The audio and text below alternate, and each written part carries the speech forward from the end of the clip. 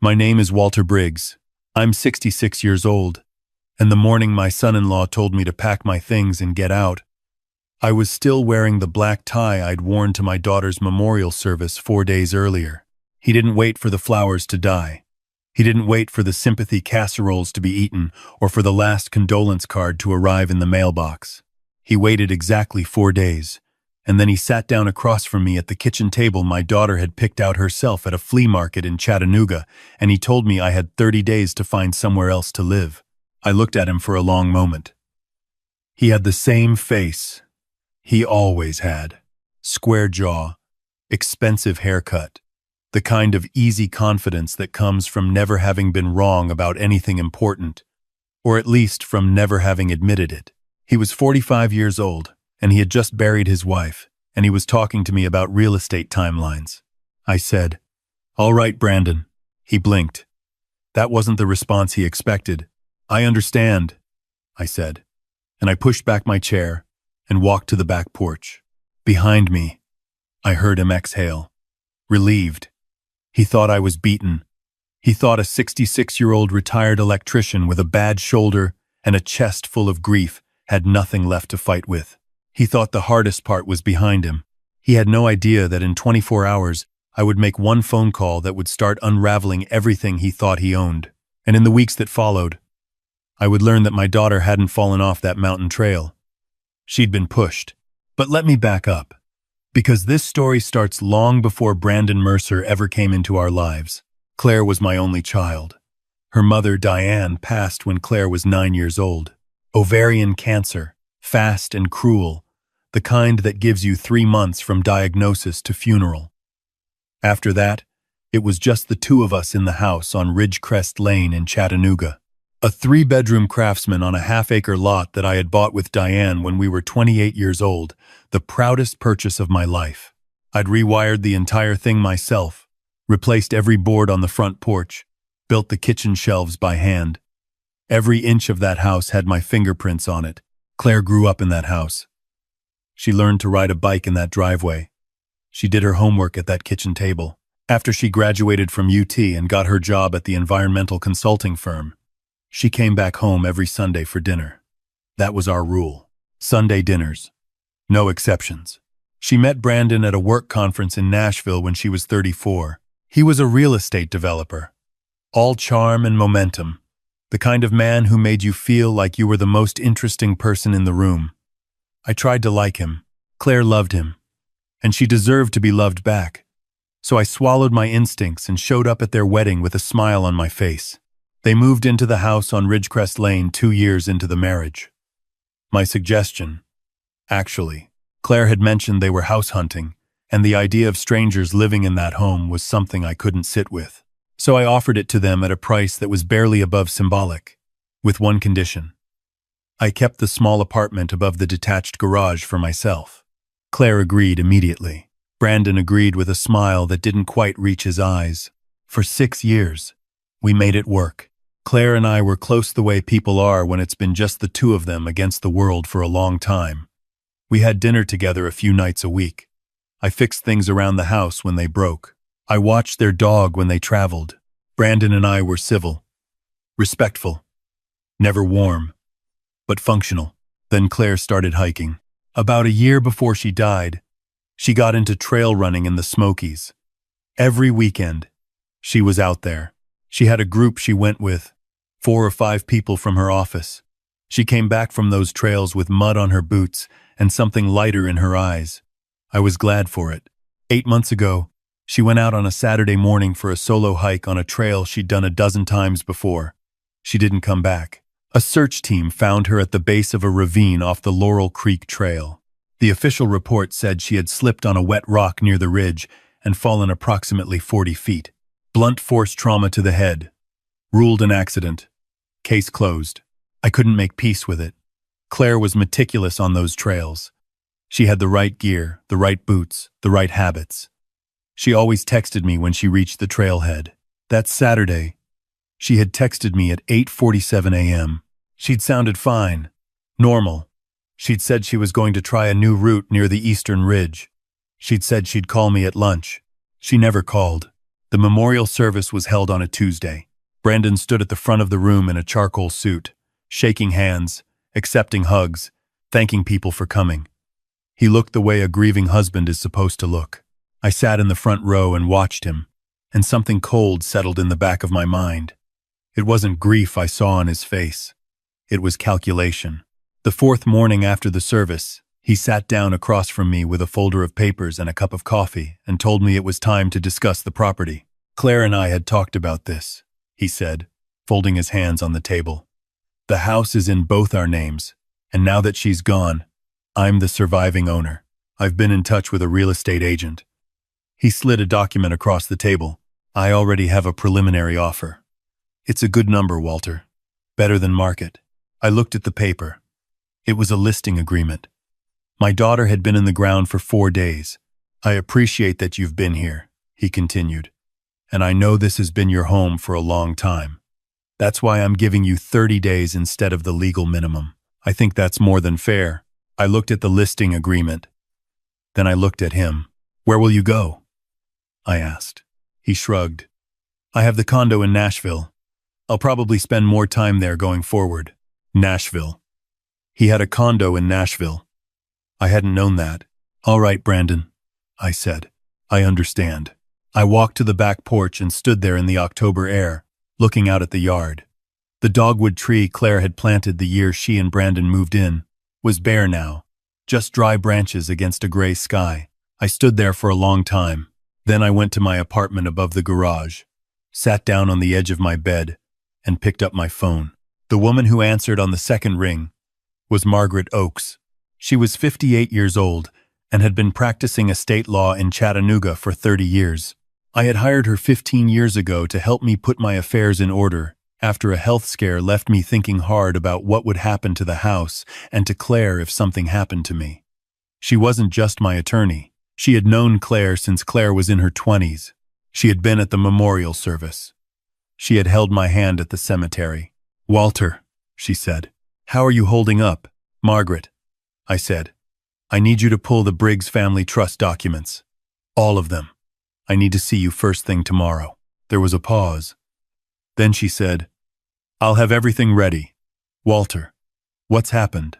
I told her about the folder on the kitchen table, the listing agreement, the 30 days, the condo in Nashville. When I finished, the line was quiet for a moment. Get some sleep, Margaret said finally. Come to my office at 8 o'clock, and Walter Brandon is going to have a very difficult morning. Margaret's office was on the 4th floor of a building downtown on Market Street, overlooking the Tennessee River. I'd sat in that office a dozen times over the years, mostly for routine things.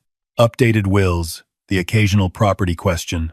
That morning, the morning after Brandon handed me a listing agreement across my own kitchen table, the office felt different.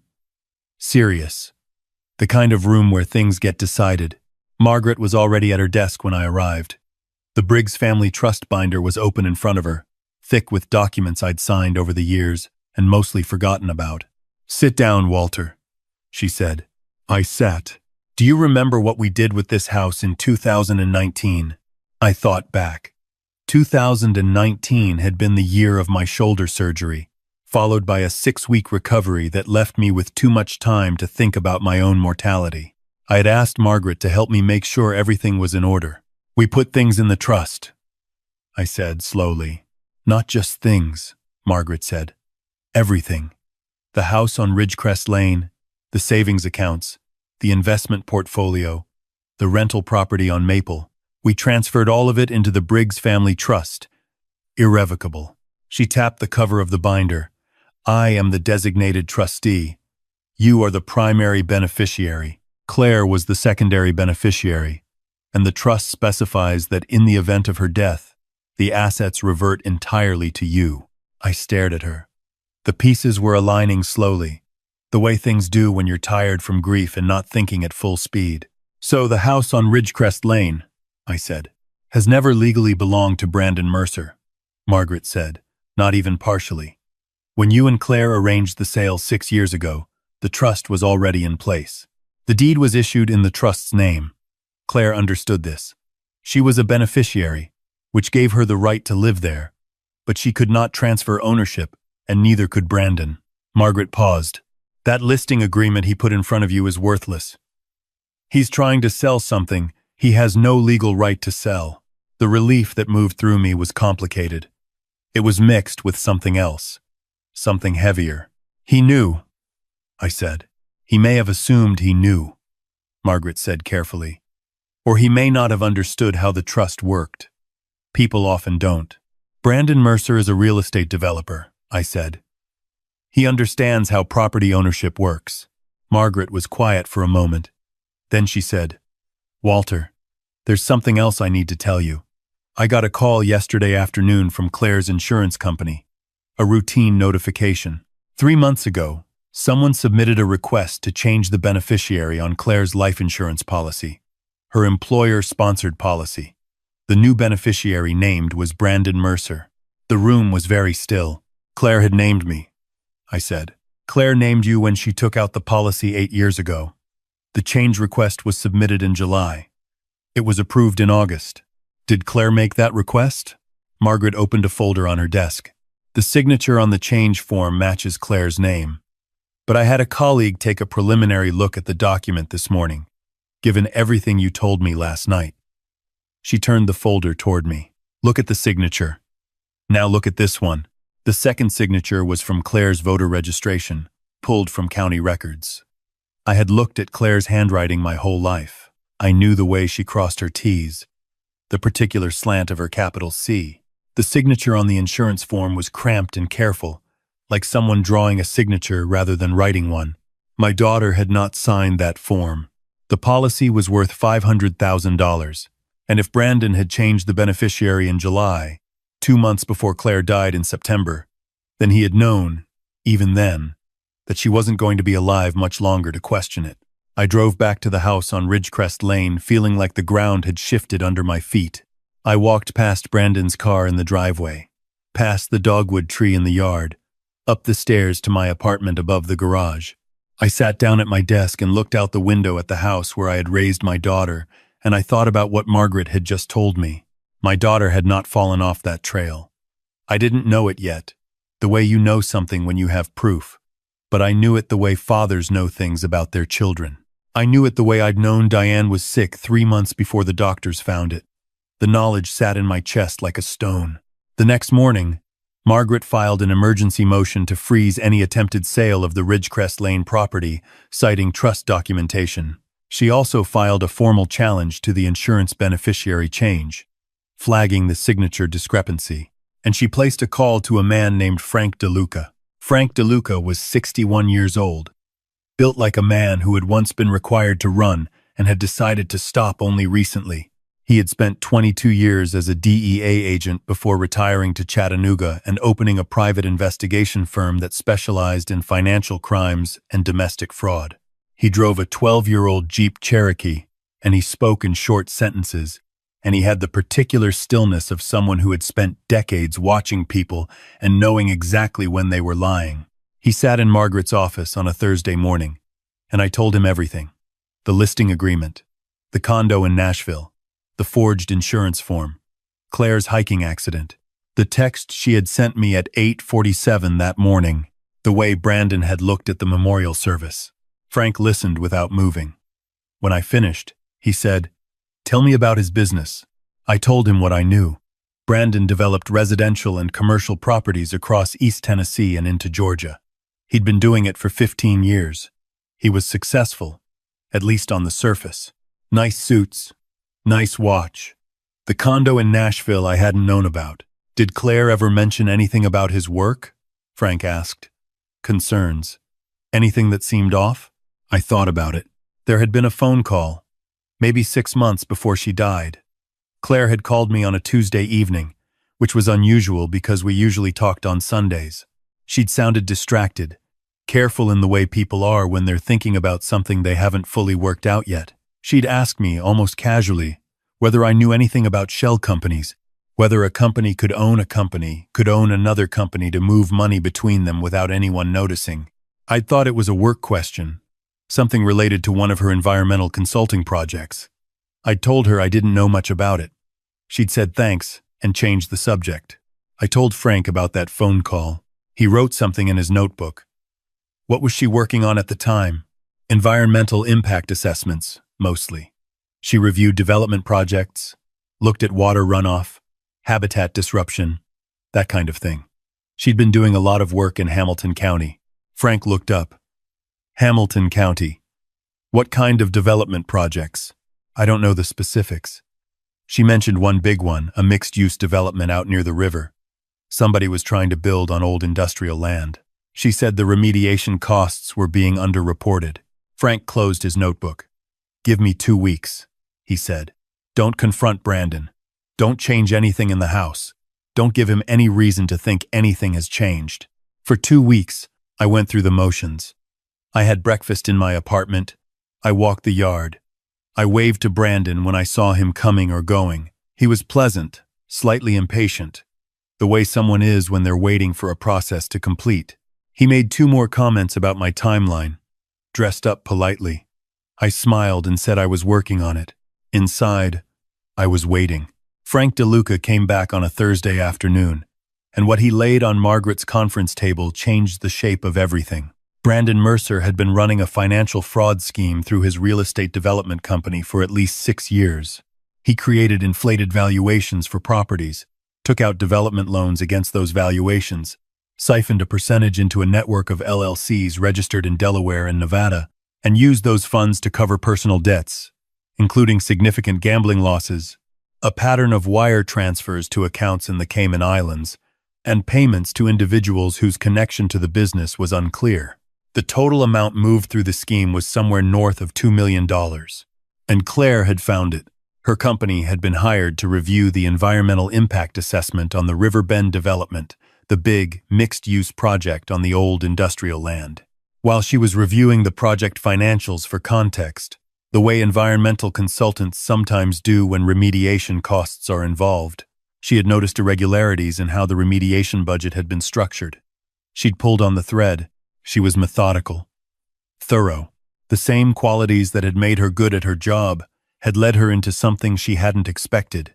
Frank had found her work files on the company server, backed up to a cloud account that Brandon wouldn't have known about. She had flagged the irregularities in a memo dated 6 weeks before she died. She had sent a copy of that memo to a contact at the Tennessee Department of Environment and Conservation. She had not yet sent it to law enforcement directly. But she had also, Frank discovered, placed a call to the Hamilton County District Attorney's Office 2 weeks before her death. She had been 3 conversations away from ending Brandon's entire operation, and then she had gone hiking alone on a trail she knew well on a clear Saturday morning and had not come home. Frank laid a photograph on the table. It was a still from a traffic camera on the road leading to the Laurel Creek trailhead.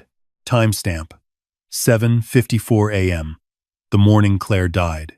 A dark green pickup truck, the kind Brandon had owned for 2 years and sold, abruptly, 4 weeks after Claire's death, was traveling toward the trailhead at 7:54. Claire had texted me from the trailhead at 8:47. The drive from the house to the trailhead was 45 minutes. Brandon had been there before her. Margaret was already on the phone with the Hamilton County District Attorney before Frank finished talking. I sat in the leather chair in the corner of her office and looked out at the river and felt the grief in my chest rearrange itself into something that had an edge to it. My daughter had found out what kind of man she'd married. She had tried to do the right thing, and he had made sure she would never finish that conversation. The forensic re-examination of Claire's case was ordered by the Hamilton County DA's office on a Monday. Dr. Susan Park, the Deputy Chief Medical Examiner, conducted the review personally. She was 49 years old, precise and careful, and she had a reputation for being willing to revise her conclusions when new evidence warranted it. Her findings came back on a Friday. The original cause of death had been listed as blunt force trauma consistent with a fall from elevation. Dr. Park's review found that the primary impact site on Claire's skull was inconsistent with the typical injury pattern from an uncontrolled fall onto irregular rock surfaces. The angle, the concentration of force, the absence of secondary impact injuries that would be expected from a tumbling fall, all of it pointed toward a single, directed blow, followed by a body being repositioned. There was no evidence of defensive wounds, which would have been expected if Claire had been conscious and aware of a threat. The injury was most consistent with a blow from behind, delivered while she was standing at or near the edge. She never saw it coming. I read that paragraph 3 times. Then I set the report down on Margaret's desk, and I walked to the window, and I pressed my forehead against the cool glass, and I let myself cry for the first time since the morning they found her. Not the controlled grief of a father who has to stay upright for the sake of everyone around him, but the real kind. The kind that doesn't have a shape. Margaret gave me 20 minutes. Then, she knocked on the glass partition and held up her phone. "The DA is ready," she said. "It's time." Brandon was arrested on a Tuesday morning. I know this because Margaret's paralegal called me the moment she got the confirmation. I was in the backyard at the time, pulling dead stems from the flower bed Claire had planted along the back fence. Zinnias. She'd always planted zinnias because her mother had liked them. I was cleaning them up for the winter, the way I always had. I stood in the yard with my phone in my hand and listened to the notification, and then I set the phone in my pocket and kept working. They took him at his office, apparently. 2 detectives from the Hamilton County Sheriff's Department and 2 agents from the Tennessee Bureau of Investigation. The charges were formal and extensive. First-degree murder, insurance fraud, wire fraud, financial crimes spanning 6 years. The DA's office had been building the case for 3 weeks by that point, quietly and thoroughly, while Brandon continued coming and going from the house on Ridgecrest Lane, checking in with his real estate agent, asking me casually if I'd made any decisions about where I was going to live. I had not made any decisions. I had told him each time. I was still thinking it over. What I had been thinking over, in fact, was what Margaret and I were going to do about the trade center. That part started with a conversation we'd had late one evening in her office, about a month into the investigation. We'd been going over the trust documents again, talking about what would happen to the estate once the legal proceedings were resolved. The house, the investment accounts, everything Claire had been a beneficiary of, all of it would remain in the Briggs family trust under my management. It was more than I needed. More than one person needed, and Claire wasn't there to inherit it. I told Margaret about Claire's work, about the memo she'd written, the calls she'd made, the thread she'd pulled, even knowing it led somewhere dangerous, about the way she'd always approached her job not as a career but as something that actually mattered. She had believed in leaving places better than she found them. Literally. That was what her whole professional life had been about. "There's a piece of land," I said, "up near the edge of the Sequoia Hills neighborhood. It's been sitting vacant for years. Industrial brownfield. Owner has been trying to unload it for a decade." I pulled out a folded paper I'd been carrying around for 2 weeks. "I've been thinking about it. Environmental remediation, native plantings, walking trails, an outdoor education center for kids who don't have access to green space."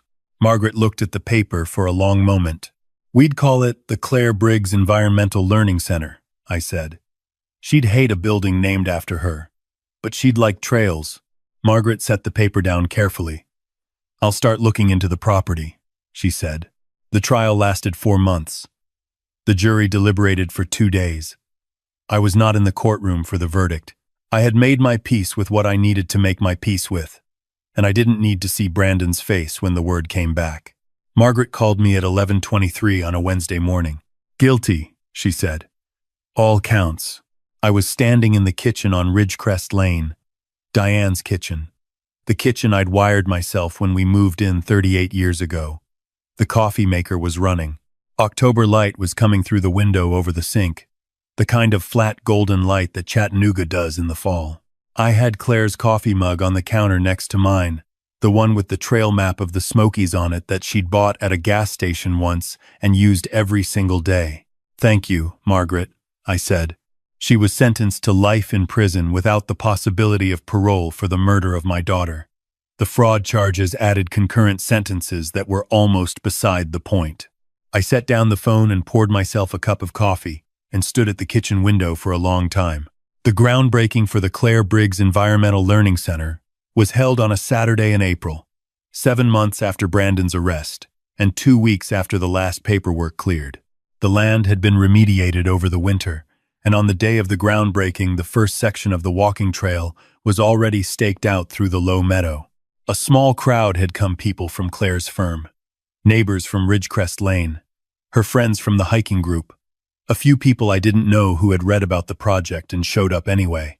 I stood at the edge of the meadow in my good jacket and watched people walk the staked trail, pointing at the markers, showing where the oak trees would be planted, where the native wildflower sections would go, where the outdoor classroom pavilion would stand. 2 kids from the elementary school down the road were already running along the dirt path, their sneakers kicking up dust. Margaret stood next to me with her hands in her coat pockets. "She would say you went overboard," Margaret said. "She would be right," I said. We stood there in the April sun and listened to the kids running the trail. Somewhere in the meadow, somebody had already planted a handful of zinnias along the path marker. A small gesture nobody had planned. I don't know who did it, but there they were, bright orange in the April light, exactly the kind of thing Claire would have done. I thought about what Brandon had seen when he looked at me across that kitchen table. An old man in a funeral tie, a retired electrician with a bad shoulder and nowhere to go. Someone so hollowed out by grief that 30 days and a listing agreement would be enough to knock him down for good. He had seen the surface of a thing and thought he understood the whole of it. That is the particular blindness of people who measure everything in terms of what they can take. They look at a man who has spent 40 years building something careful and solid, and they see only what's in front of them. They don't see the trust documents. They don't see the 40 years of relationships, of showing up, of being the kind of person other people answer the phone for at 9 at night. They don't see what gets built in silence over a lifetime. They see an old man with a bad hip and a broken heart, and they think they've already won. If you've ever been underestimated by someone who only looked at the surface, I want you to tell me about it in the comments. Tell me where you're watching from. Tell me what happened when they finally understood what they had missed. Your words find me, and they matter. And if you believe that what we build in silence is what outlasts everything else, please hit subscribe. There's more to come. I'm not done yet.